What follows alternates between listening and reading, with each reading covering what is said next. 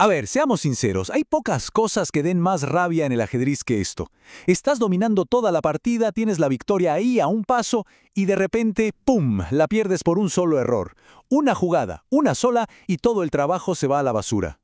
Y bueno, la pregunta es obligada, porque la frustración es muy real. ¿Por qué pasa esto tan seguido? O sea, ¿qué es lo que falla justo en ese momento clave que convierte una victoria que ya sentíamos nuestra en una derrota que duele?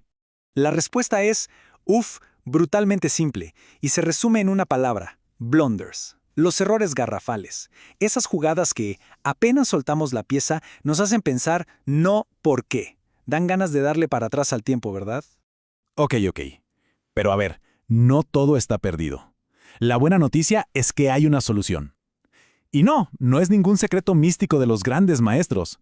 Es algo mucho más práctico. Una especie de checklist mental que podemos usar en cada jugada.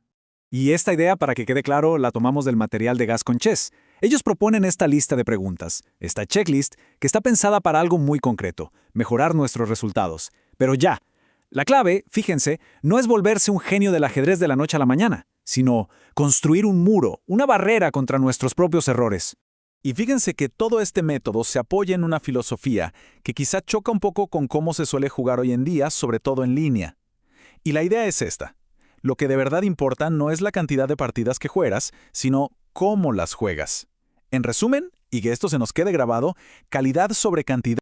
Pero, ¿qué significa esto en la práctica? Pues es muy simple, jugar con más tiempo y jugar menos partidas. Es mucho, pero mucho mejor jugar una sola partida de, digamos, 15 minutos pensando a fondo que 10 partidas de 3 minutos en piloto automático, sin pensar. Se trata de darle a nuestro cerebro el tiempo que necesita para poder usar este método. Perfecto. Entonces, vamos al primer paso de la checklist. Este se activa justo en el momento en que nuestro rival hace su jugada. Y la clave aquí es no reaccionar por instinto. No. La idea es detenerse un segundo y analizar de forma disciplinada. Y este análisis se divide en 3 preguntas clave. Primero, lo más obvio, las amenazas directas. ¿Qué casillas o qué piezas está atacando ahora? Segundo, y esto es muy importante, hay que jugar un poco a ser adivino, a pensar de forma profiláctica. Si a mi rival le tocara mover otra vez, ¿qué haría? Esto nos revela su plan. Y tercero, la otra cara de la moneda. ¿Su jugada acaso nos abrió una puerta a nosotros? ¿Creó alguna oportunidad táctica? Y justo ese último punto nos lleva a un concepto que es fundamental: las jugadas forzadas. Hay que grabarse a fuego este mantra: jaques, capturas y amenazas. Repito, jaques, capturas y amenazas. ¿Por qué? Porque son las jugadas que más obligan al rival, las que más limitan sus respuestas. Y por eso siempre deben ser las primeras que calculemos, tanto las nuestras como las de ellos. Bien, ahora vamos a la segunda parte de la checklist, que es igual de importante, ¿eh? Ya analizamos al rival, ya pensamos en una jugada que nos gusta, pero ojo, todavía no la hacemos. Antes de mover, tenemos que pasarla por nuestro propio control de calidad. Este autocontrol tiene, digamos, 3 filtros. El primero, y este es el que causa la mayoría de los errores garrafales, es preguntarse: ¿qué estoy dejando de defender con este movimiento? Piénsenlo. Cada pieza hace un trabajo, y si la movemos, deja de hacerlo. Segundo, la pregunta más simple y la que más se nos olvida: ¿la casilla a la que voy es segura? Y por último, volvemos al mantra, pero al revés. Después de mi jugada, ¿qué jaques, capturas o amenazas va a tener mi rival? A ver, al principio hacer todo esto se va a sentir lento, quizá hasta un poco artificial, pero ahí, justo ahí, está la clave. Usar esta checklist una y otra vez de forma consciente es lo que crea el hábito. Con el tiempo, este proceso se vuelve automático, casi subconsciente. Y eso libera nuestra mente para poder pensar en cosas más complejas.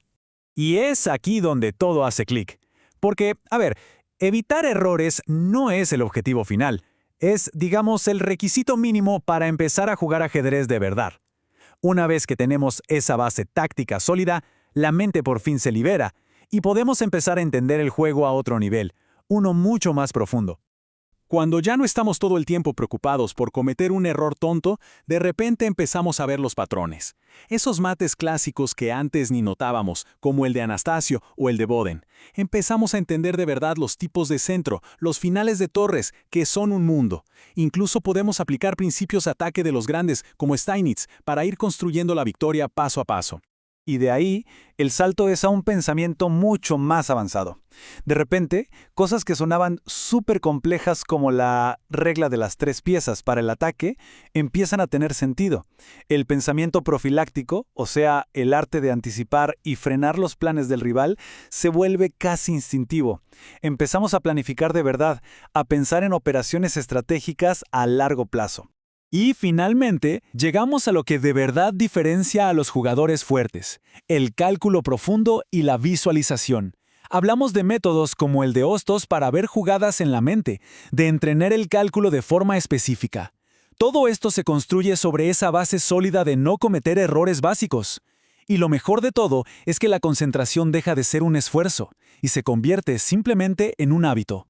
Y con esto, cerramos el círculo y volvemos a la idea del principio, la más importante. El verdadero camino para mejorar en el ajedrez no es jugar 1000 partidas al día en modo automático, no. Se trata de jugar menos, pero jugar cada partida con una intención y una concentración absolutas. Entonces, el consejo más práctico que podemos sacar de todo esto es el siguiente. Hay que subir el tiempo del reloj y bajar la cantidad de partidas. Simple, darle a cada partida la importancia que tiene. Más tiempo nos permite usar la checklist, analizar sin apuro y tomar decisiones pensadas, no impulsivas. Así que, para cerrar, queda una última reflexión. La próxima vez, frente al tablero, antes de hacer cualquier jugada, hay que detenerse un momento y hacerse esta pregunta. Porque la diferencia entre simplemente jugar y pensar de verdad, esa es la diferencia entre alguien que solo muere piezas y un ajedrecista que está mejorando de verdad.